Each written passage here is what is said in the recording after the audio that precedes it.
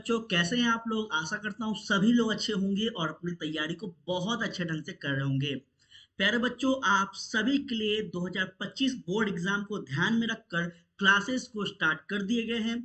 और यह क्लासेस आप सभी विद्यार्थियों के लिए बहुत बहुत ज़्यादा इम्पोर्टेंट होने वाला है। चाहे आपका 12th में कोई भी विषय हो, हिस्ट्री हो, पॉलिटिकल साइंस हो, ज्योग्राफी हो या फिर आर्ट्स का कोई भी विषय हो, ये सारे विषय बहुत ही बारीकी से, बहुत ही आसान भाषा में यहाँ पे अध्ययन करवाए जाएंगे। साथ में बच्चों, आपके लिए वेरी वेरी इंपॉर्टेंट का भी क्लासेस जो है जल्द ही आने वाला है। ठीक है, तो आर्ट्स में अगर आपका कोई भी विषय है तो आप बेफिक्र इस चैनल से जुड़े रहें। यहाँ पे आपको सब कुछ पढ़ाया जाएगा। और आज का आपका पहला चैप्टर जो कि क्लास 12th का हिस्ट्री का सबसे इंपॉर्टेंट, और यहाँ से बहुत सारे प्रश्न आते हैं बच्चों। इसका नाम है चैप्टर नंबर 1, जिसमें हम पढ़ने वाले हैं ब्रिक्स, बिट्स एंड बोन। ठीक है, तो बहुत ही इंपॉर्टेंट है और कई बार यहाँ से डायरेक्ट क्वेश्चन पूछे जाते हैं। यहाँ से क्या है, डायरेक्ट क्वेश्चन पूछे जाते हैं बच्चों। चलिए इसके बारे में हम देखते हैं। याद रखिएगा, इसके बारे में अगर हम बात करें तो यहाँ पे सीधा सीधी इस चैप्टर में हमें पूरा हड़प्पा सभ्यता के बारे में पढ़ना है। ठीक है, उम्मीद है कि आप लोग जो है पढ़कर आए होंगे, पहले से पढ़े होंगे। हम लोग यहाँ पे क्वेश्चन आंसर को डिस्कस करने वाले हैं कि लॉन्ग क्वेश्चन आंसर में जो है कहाँ कहाँ से प्रश्न आते हैं, कैसे कैसे प्रश्न आते हैं, और आगे जो है क्या यही प्रश्न पूछे जाएंगे। तो बच्चों बहुत ही इंपॉर्टेंट है, ध्यान दीजिएगा। प्रश्न आपके सामने है, बहुत इंपॉर्टेंट है और कई बार बिहार बोर्ड में डायरेक्ट पूछे गए हैं, यूपी बोर्ड में पूछे गए हैं, झारखंड बोर्ड में ही पूछे गए हैं। यह प्रश्न आपके सामने है, कहता है हड़प्पा सभ्यता के शहरों में लोगों को उपलब्ध भोजन सामग्री की सूची बनाइए। बहुत इंपॉर्टेंट है। और जब हम विस्तार से पढ़ा रहे थे तो कई बार हम आपको बताए थे, ठीक है, कई बार हम आपको बताए थे जब पिछले साल हम उन विद्यार्थियों को पढ़ा रहे थे जो 24 में पेपर देने वाले थे। ठीक है, तो हो सकता है चैनल पे वीडियो पड़ा हुआ होगा, आप बाद में जाकर उसे देख सकते हैं। खैर, यहाँ पे लेक्चर को ध्यान से सुनिएगा, आपको कोई भी डाउट नहीं बचेगा। देखेंगे, इन वस्तुओं को उपलब्ध कराने वाले समूह की पहचान कीजिए। चलिए देखते हैं यह प्रश्न जो है, इसका उत्तर हम जब बोर्ड एग्जाम में हमारे प्रश्न पत्र में होंगे तो इसका उत्तर कैसे देंगे। प्यारे बच्चों, ध्यान दीजिएगा।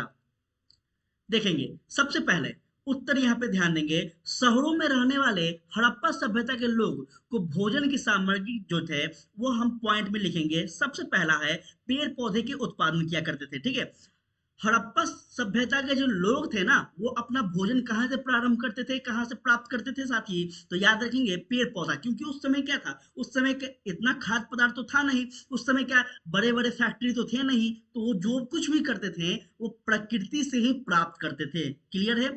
उसके बाद दूसरा पॉइंट है, वो अंडे, मांस, मछली भी खाया करते थे। कौन? तो याद रखेंगे, हड़प्पा सभ्यता के लोग की बात कर रही है यहाँ पे। ठीक है, और विभिन्न प्रकार के अनाज, जैसे आप पढ़े होंगे तो याद होगा आपको कि गेहूं, जौ, चावल, सफेद चना, दाल, तिलहन आदि बहुत सारे ऐसे फसल थे जो कि हड़प्पा सभ्यता के लोग जो है इस फसल से क्या थे, तो परिचित थे, रूबरू थे, और वो जो है इसका खेती तक, यहाँ तक कि इसका जो है प्रयोग करना सीख गए थे। ठीक है, तो ये चीज आपको याद रखना है। साथ ही साथ और भी बहुत सारे चीज है जिसमें हम बात करें तो दूध, दही, घी और संभवतः शहद भी जो है ये लोग उपलब्ध करते थे। अब ये जो है थोड़ा सा यहाँ समझिएगा बच्चों। देखिए, जब हड़प्पा सभ्यता से पहले की हम इतिहास की बात कर ले तो आपको पता होगा कि प्रारंभिक जो मनुष्य थे वो धीरे धीरे जो है उनका विकास होने लगा। और जब वो पूरा पाषाण काल की ओर पहुंचते हैं तो वो जो है एक नए युग में पहुंचते हैं जहां पे वो खेती करना जान जाते हैं, जहां पे वो आग से परिचित होते हैं, जहां पे वो पशुओं को पालतू बना लेते हैं। तो जाहिर सी बात है कि जब पशु को पालतू बनाएंगे तो वहां उस पशु से दूध, दही, घी आदि ये सारे भी उनका क्या करेंगे, प्राप्त करेंगे। क्लियर है? तो ये सारे आपसे याद रखना है अगर आपको हड़प्पा सभ्यता के लोगों की भोजन सामग्री के बारे में प्रश्न पूछा जाए तो। चलिए, और क्या है, ध्यान दीजिएगा। और था, उन वस्तुओं को उपलब्ध कराने के जो समूह है उसको पहचान कराना है। चलिए देखते हैं इस पहचान के बारे में। थोड़ा सा ध्यान दीजिएगा, हर एक प्रश्न आपका जो है बहुत इंपॉर्टेंट है और कड़ी मेहनत के बाद हम आपके लिए जो है लेकर आए हैं। देखें बच्चे, हड़प्पा के लोग अधिक मात्रा में पेड़ पौधे के उत्पादन और जानवर से प्राप्त उत्पादन का सेवन किया करते थे तथा भेड़ बकरी गाय भैंस आदि को दूध के लिए पालते थे। हम आपको क्या बताएं, प्रारंभ में जो मनुष्य थे ना, वो क्या थे, तो प्राकृतिक चीजों पे ही निर्भर थे ना। तो ये बात आपको याद रखना है। और हड़प्पा जो सभ्यता है वो भी कहीं ना कहीं प्रारंभिक सभ्यता है, प्रारंभिक कहीं ना कहीं एक नगर है। ठीक है, तो इसलिए बच्चों याद रखिएगा, ये सारे प्रश्न बहुत इंपॉर्टेंट है और यहीं से डायरेक्ट क्वेश्चन कई बार पूछे गए हैं। ठीक है, ये सारे इंपॉर्टेंट है आपके लिए, वेरी वेरी इंपॉर्टेंट है, इसको टिक लगा लीजिए, बहुत इंपॉर्टेंट है। देखिएगा, पूर्व और प्रौढ़ हड़प्पा लोग द्वारा इसी भोजन का क्या किया जाता था, तो उपयोग किया जाता था। ठीक है, जैसे हड़प्पाई सब जो सभ्यता के लोग थे, उससे पहले की अगर मैं बात कर लो, तो उससे पहले के भी मनुष्य या फिर हड़प्पा सभ्यता के बाद के जो भी मनुष्य हैं, ये सारे इसी प्रकार के भोजन का प्रयोग करते हैं। और आज हम आप जो खा रहे हैं वो भी तो इसी प्रकार के भोजन, बस थोड़ा सा चेंजेस हुआ है। चेंजेस क्या हुआ है कि अब जो फसल है वो खेतों से, वो जो है पौधों से प्राप्त होने के बाद फैक्ट्री में जा रही है और पैक होके हमारे आपके घरों पे पहुंच रही है। ठीक है, बस इतना फर्क है। लेकिन पहले भी यही था। पहले क्या था, पहले डायरेक्ट खेत से जो है फसल ये लोग यूज किया करते थे, लेकिन अभी जो है थोड़ा सा उसमें पॉलिश वगैरह कर कर हम लोगों के पास आता है। तो बस थोड़ा सा चेंजेस हुआ है, बाकी सब सेम है। ठीक है, गुजरात के लोग दु- दुधारू पशु को ज्यादातर पालते थे। कहाँ के लोग, अगर आपको एमसीक्यू में पूछ दिया जाए, ऑब्जेक्टिव में पूछा जाए कि किस क्षेत्र के लोग जो हैं दुधारू पशुओं को पालते थे, तो प्यारे बच्चों गुजरात के लोग, याद रखिएगा, बहुत ज्यादा इंपॉर्टेंट है, प्रश्न यहीं से निकलते हैं, इसलिए हम आपको बता रहे हैं। मोहनजोदड़ो और हड़प्पा आदि खुदाई से कुछ कुछ को भी हड्डियां भी प्राप्त हुई है, जो कि हम लोग चैप्टर पढ़ते हैं ना, तो वहां पे आपको पता चलेगा कि किस किस क्षेत्र से कौन कौन से अवशेष प्राप्त हुए हैं। ठीक है, अगर हम बात कर ले सेल खड़ी की, तो सेल खड़ी से बनी नींबू की पत्ती से स्पष्ट होता है कि लोग नींबू खजूर अनाज और नारियल जैसे फसलों का भी क्या करते थे, उपयोग करते थे, इसके उसको भी जानते थे। ठीक है, ये सारे साक्ष्य आपके लिए महत्वपूर्ण है। ठीक है, अगर आप इस चैप्टर को डिटेल में नहीं भी पढ़े हैं तो कोई दिक्कत नहीं है, आप बस यहाँ पे ध्यान सुनिए, सब आपको समझ में आएगा। ठीक है, ज्यादा इंपॉर्टेंट है, यहाँ पे ध्यान से देखिएगा। बड़े बड़े घरों में अन्न के भंडार हुआ करते थे। आज भी आप गांव में देखते होंगे बच्चों कि गांव में जो है कोठली होता था। ठीक है, कोठली होता है, हमारे हम सभी के घरों में जो है इस प्रकार की कोठली होते हैं। इस कोठली में क्या होता है बच्चों, तो जो भी साल में जो फसल होते हैं ना, उस फसल का कुछ हिस्सा जो है इस कोठली में रखा जाता है, ताकि वो पूरे साल इस अनाज का उपयोग कर सके। ठीक है, इसकी को हम कोठली कहते हैं। आप लोग अपने भाषा में क्या कहते हैं कमेंट में बताइएगा। ठीक है, तो यही है, क्या है, यहाँ पे अन्न का भंडार इसको कहा गया है। अनाज के संरक्षण से पता चलता है कि हड़प्पा में अन्न का आगमन और निर्गम जो है शासन के द्वारा निर्मित होता था। यही नहीं, अनाज विनिमय का एक सबसे महत्वपूर्ण साधन रहा होगा। तो प्यारे बच्चों, आपको पहला प्रश्न जो है कैसा लगा, पहला प्रश्न का जो है उत्तर कैसा लगा, आप लोग जरूर बताएगा। हम पूरा कोशिश कर रहे हैं कि आप सभी के भाषा में, आप सभी के एकदम आसान से आसान चीजों को समझा सके, ताकि आप लोग जो है परेशान ना हो। कुछ भी नहीं पढ़े हैं फिर भी आप लोग जो है इस चैनल से जुड़े रहिए, यकीन मानिए आपके लिए जो है बहुत बेस्ट यहाँ पे चीजें लाई जाती है। देखेंगे प्रश्न नंबर दूसरा क्या कहता है बच्चों, कहता है पुरातात्विक हड़प्पाई समाज में सामाजिक आर्थिक और विभिन्नताओं का पता किस प्रकार लगाते हैं, वे कौन सी विभिन्नताएं का अध्ययन करते हैं। बच्चों जब हम पढ़ते हैं तो हम लोग पढ़े हैं ना कि पुरातात्विक विभाग होता था। वो पुरातात्विक विभाग जो है पुराने पुराने वस्तुओं को, पुराने पुराने क्षेत्र में पुराने पुराने वस्तुओं का क्या करती है, खोज करती है और उससे पता लगाती है कि वो जो उस क्षेत्र में कौन सा समाज विकास हुआ, उस क्षेत्र में कैसे कैसे लोग रहा करते थे, उनका खान पान क्या था, रहन सहन क्या था, इसी को हम पुरातात्विक कहते हैं। तो बच्चों इसका हम अभी यहाँ समझने वाले हैं कि इसका अध्ययन किस आधार पर किया जाता है। चलिए ध्यान दीजिएगा, यहाँ पे डिटेल में हम बात करेंगे। लेक्चर अच्छा लग रहा हो तो प्लीज सेशन को शेयर करते चलिएगा, साथ ही लेक्चर अब एक भी दिन रुकेगा नहीं आपका। देखेंगे बच्चों, पुरातात्विक किसी संस्कृति विशेष के लोग की सामाजिक आर्थिक विभिन्नताओं का पता लगाने के लिए अनेक विधियों का प्रयोग करता है। ठीक है, अगर आपसे इस प्रकार के उत्तर पूछा जाए तो आप बिल्कुल स्पष्ट रूप से ऐसे सजाकर लिखिएगा, आपका एग्जामिनर 100% नंबर आपको देगा ही देगा। ठीक है, इनमें से दो प्रमुख विधियां हैं। एक पहला प्रमुख विधि है जिसको हम कहते हैं क्या, तो समाधानों का अध्ययन। क्या कहते हैं बच्चों? समाधानों का अध्ययन। और दूसरा है विलासिता का वस्तुओं की खोज। ठीक है, दो प्रकार की यहाँ विधि है, याद रखेंगे। पहला पॉइंट है आपका सावधान समाधानों का अध्ययन और दूसरा है विलासिता की वस्तुओं का खोज। इन दोनों को हम समझने वाले हैं। चलिए देखिएगा यहाँ पे क्या है यह समाधानों का अध्ययन। देखिएगा बच्चों, समाधानों का अध्ययन सामाजिक एवं आर्थिक विभिन्नताओं का पता लगाने का एक महत्वपूर्ण क्या है, तरीका है। हड़प्पाई सब समाधानों का अध्ययन करते हुए पुरातात्विकों को अनेक विभिन्नताएं दृष्टिगोचर हुई। ठीक है, उल्लेखनीय है कि हड़प्पा सभ्यता के विभिन्न पुरा स्थल, ध्यान सुनेंगे, विभिन्न पुरा स्थल का मतलब वह स्थल होता है जहां से हमें क्या मिले हो, कोई साक्ष्य मिले हो। क्या मिले हो बच्चों? कोई साक्ष्य मिले हो, उसको हम पुरा स्थल कहते हैं। क्लियर है? तो वह स्थल, जो पूरा स्थल है, जो सावधान मिले हैं, उन्हें स्पष्ट होता है कि मृतकों को सामान्य रूप से गर्ते, गर्ते का मतलब क्या होता है, तो गड्ढे, जो कि हम लोग देखते हैं ना कि बहुत सारे ऐसे ऐसे अलग अलग समुदाय के लोग हैं जो कि मरने के बाद दफना देते हैं उसको गड्ढे में। तो इस प्रकार के गड्ढों में दफनाया जाता था, किंतु सभी समाधानों गर्ते की बनावट एक जैसी नहीं थी। तो यही है बच्चों, याद रखिएगा।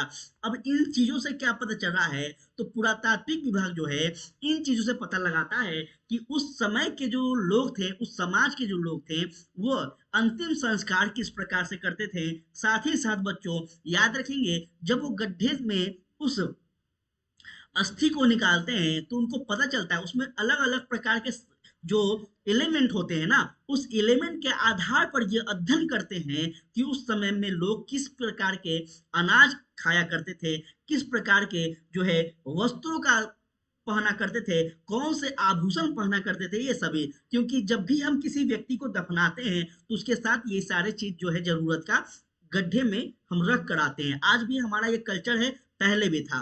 तो ये सारे बात आपको याद रखना है। ठीक है, चलिए, अधिकांश समाधानों जो है गर्तों की बनावट सामान्य हुआ करती थी, किंतु कुछ स्तरों पर जो है ईंटी की सिंचाई की गई है। गर्तों की बनावट में पाए जाने वाला विविधताओं से पता चलता है कि यह जो है हड़प्पा समाज में विभिन्नता विद्यमान थी। ठीक है, क्या हमें यहाँ पता चल रहा है बच्चों? तो याद रखेंगे, हड़प्पा सभ्यता जो है इसमें भी विभिन्नताएं थी। विभिन्नताओं का मतलब है अलग अलग समुदाय थे, अलग अलग प्रकार का उनका रीति रिवाज था।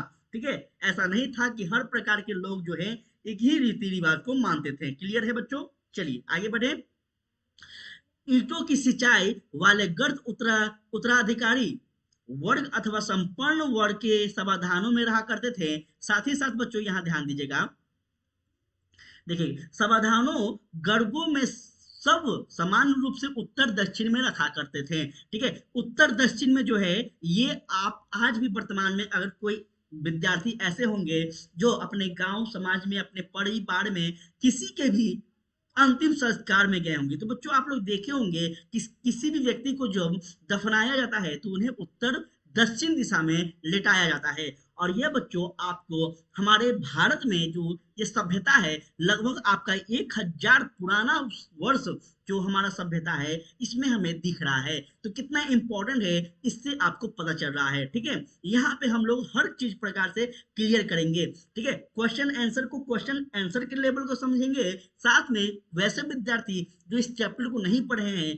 बिल्कुल भी आपको टेंशन नहीं लेना है। हम इस चैप्टर को आपको क्वेश्चन आंसर के माध्यम से पूरा दिमाग में हटा देंगे, ताकि जब भी ऐसे प्रश्न आपके एग्जाम में आए बच्चों आप क्लियर कर लीजिएगा। ठीक है, कुछ कब्रों में शवों की जो मृत भांड है और आभूषण के साथ दफनाया जाता था। ठीक है, ये अभी हम आपको बोले ना, इसी के आधार पर जो है पुरातात्विक विभाग अध्ययन करते हैं। क्लियर है बच्चों? चलिए, और कुछ वे तांबे के दर्पण, शीश, सुरमय शिला ये सारी जो है आपका सलाहियां मिलती थी। तो ये सभी चीजों, देखिए पुरातात्विक विभाग का जो काम होता है, वहां पे एक एक चीज, इतना छोटा से छोटा भी कण अगर कुछ है तो उन सभी चीजों को जो है अपने साथ लैब ले जाएंगे और उसका अध्ययन करेंगे। ठीक है, यह अध्ययन बच्चों किस आधार पर किया जाता है, कभी आपसे क्वेश्चन पूछ ले तो याद रखेंगे कार्बन 40। ठीक है, कार्बन 14 जो है बच्चों, इस आधार पर किसी भी वस्तु का अध्ययन किया जाता है। याद रखेगा किस आधार पर किया जाता है, तो कार्बन 40। और उसमें जीवाणु के आधार पर, अगर उसमें कोई भी जीवाणु है तो उसका पता लगाया जा सकता है कि वह जो वस्तु है, वह जो काल है, कब हुआ था, कब की है। ठीक है, चलो आगे बढ़ा जाए। देखो, कुछ समाधानों में से बहुमूल्य आभूषण एवं अन्य सामान भी मिले हैं, तो कुछ से बहुत ही सामान आभूषण प्राप्त हुई है। हड़प्पा में एक कब्र ताबूत की मिली थी, तो ये भी इंपॉर्टेंट है बच्चों। ये देखिए क्वेश्चन जो है आपको इतना ज्यादा लंबा क्वेश्चन नहीं लिखना होता है, ठीक है, लेकिन हम आपके लिए लेकर आए हैं इसलिए बच्चों, ताकि आप लोग जो है बहुत अच्छे से चीजों को समझ सके। ठीक है ना, और जब चीजों को समझ जाइएगा ना तो अपने भाषा में बनाकर लिखिएगा।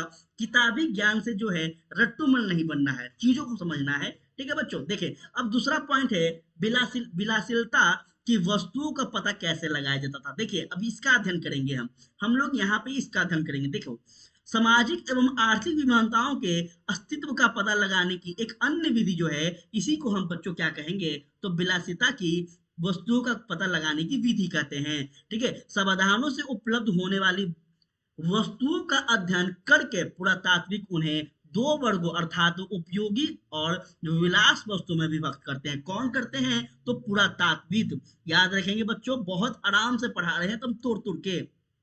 ठीक है, थोड़ा सा लंबा वीडियो जा सकता है लेकिन आपके लिए फायदेमंद है। ठीक है, आज का लेक्चर पहला लेक्चर है, तो आप लोग अपना फीडबैक जरूर दीजिएगा कि इस और स्पीड में चला जाए कि और धीरे चला जाए। उसके बाद हम आपको जो है समझ पाएंगे और अच्छे से कि क्या आपका डिमांड है। देखेंगे, प्रथम वर्ग अर्थात उपयोगी वस्तुओं के अंतर्गत दैनिक उपयोग की वस्तु जैसे चिकित्सा, मृत भांड, सुइया, झावा आदि बहुत सारे जो वस्तु थे, इन्हें प्राप्त करते थे। इन्हें पत्थर अथवा मिट्टी जैसे सामान्य पत्थरों में से सलाह पूर्वक बनाया जाता था।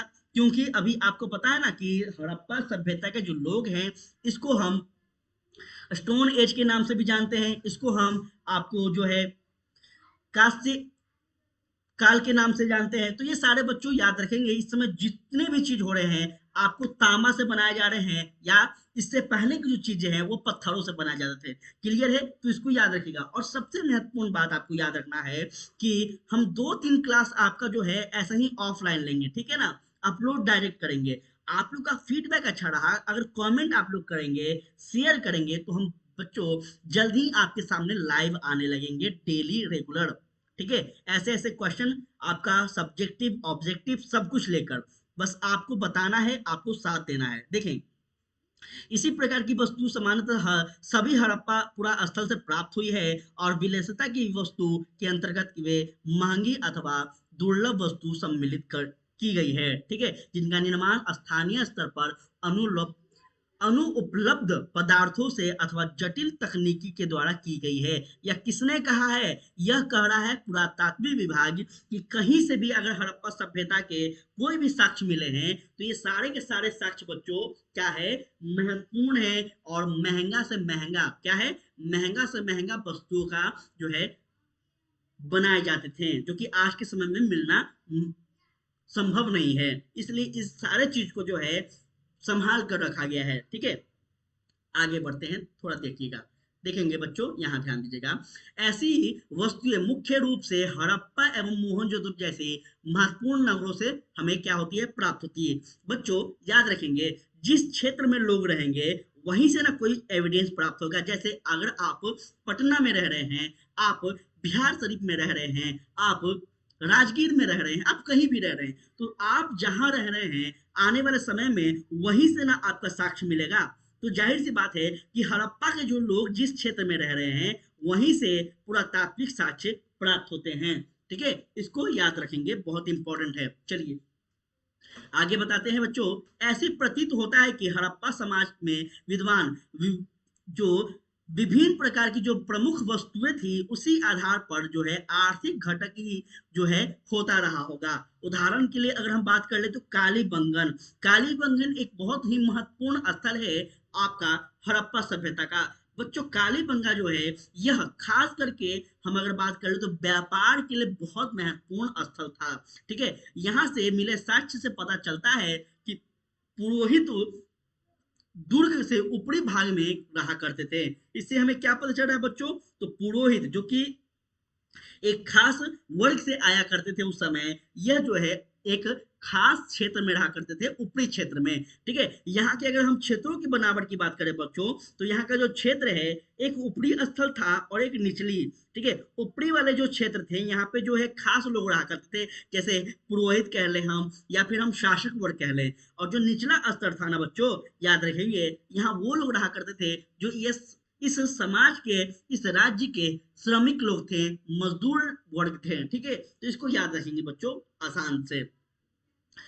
चलिए आगे ध्यान देते हैं। इस प्रकार के पुरातात्विक हड़प्पा समाज की सामाजिक आर्थिक विभिन्नता का पता लगाने के लिए अनेक महत्वपूर्ण बातों को, जैसे विभिन्न विभिन्न लोगों की सामाजिक स्थिति, आर्थिक स्थिति, नगर अथवा छोटी बस्तियों में निवास, खाने पीने, रहने सहने की सारी के सारे जो कर्म था, वो सारी क्रियाकलाप के आधार पर हमें पता चलता है कि सामान्य वस्तु आदि का विशेष रूप से अध्ययन किया जा सकता है। ठीक है बच्चों, चलिए थोड़ा सा और आगे देखते हैं। तो आज के लिए बच्चों यहीं तक हम क्लास रहने देते हैं।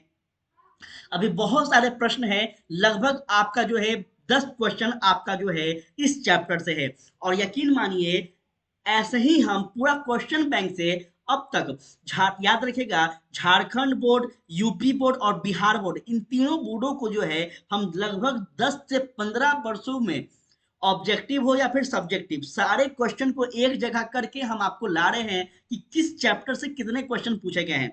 आप किसी भी राज्य के विद्यार्थी हैं, आपके लिए बहुत महत्वपूर्ण है। और यकीन मानिए अगर आप 2 महीना मेरे साथ टाइम देते हैं तो फिर कहीं से भी क्वेश्चन आए बच्चों, आप उस क्वेश्चन को क्लियर कीजिएगा। ये मेरा गारंटी है, मेरा पर्सनल रिव्यू है। ठीक है, तो आज के लिए बच्चों यहीं तक।